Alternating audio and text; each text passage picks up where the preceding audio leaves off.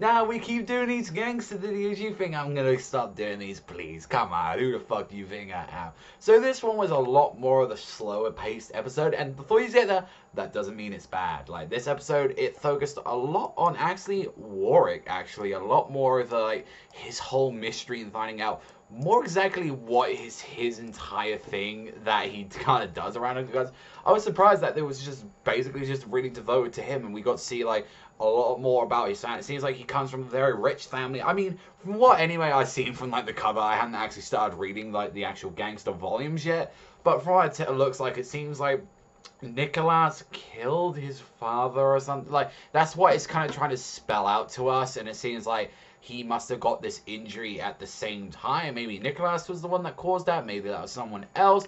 Honestly, I feel like that maybe there was a reason to it, because to be honest, these two seem like very close, like brothers almost. And I feel like that the reason why maybe they're together is because of the fact that they had such a close bond with one another. Like maybe it's fucking father's a huge fucking scumbag. Maybe he's a fucking dumbass alcoholic. I don't fucking know. Like maybe there's some dad shit with that going down. But it's like, when you just see like his fucking eye all slashed up, and obviously you're seeing like whoever that was, which he's got the dog tags and everything, so it's got to be Nicholas. And it's like seeing him at the end, like all cut up, and he just wakes up with this fucking scar on his eye, and it's just like. So I was kind of surprised, like compared to like the exact injury that's like what exactly Nicholas just got instead, like.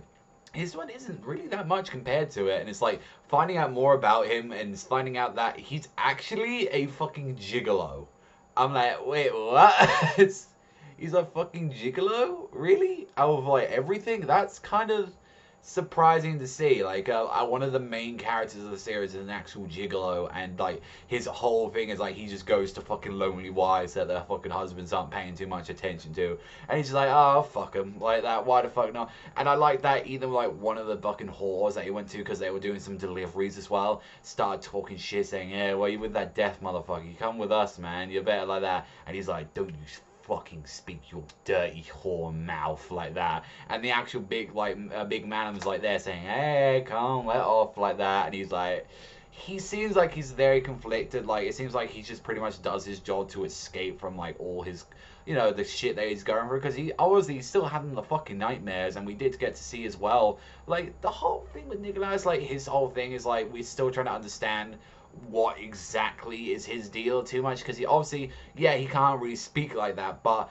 he feel like he's still trying to open up to like Ali a lot. She feels like, you know, he's trying to like kind of break into there, like they're two trying to get along, but it's like it's getting there with their relationship, like very much confused like kind of where it's going to go down the road with it. But it was a good episode. Like it was a lot of bonding in this one. It feels like, you know, oh, is she actually gonna leave like Nicholas and like Warwick there? Like she, like there was a bit of debating going with her, like what she was really gonna do. But I think she finally understood that, you know, these two will eventually open up to me and they'll tell me their stories. I mean, because like we found out a little bit about his story, that he became a fucking gigolo as he was 13, and like obviously like people know about this big fucked up case that was like obviously what happened to his family, which is like a bunch of people got murdered, and obviously the fucking head of it. So obviously there's a lot of mystery around it, and maybe we might find out like later on in the series, but who knows. But other than that, I did like this episode. Like I would admit this is the slowest out of all of them. I mean, but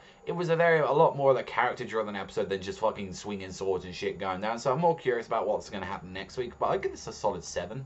Like, I just straight up admit it was a good episode. It has some flaws to it. Still really enjoyable. But that's all for me. I want to thank you so much for watching as always, and I'll see you guys next time.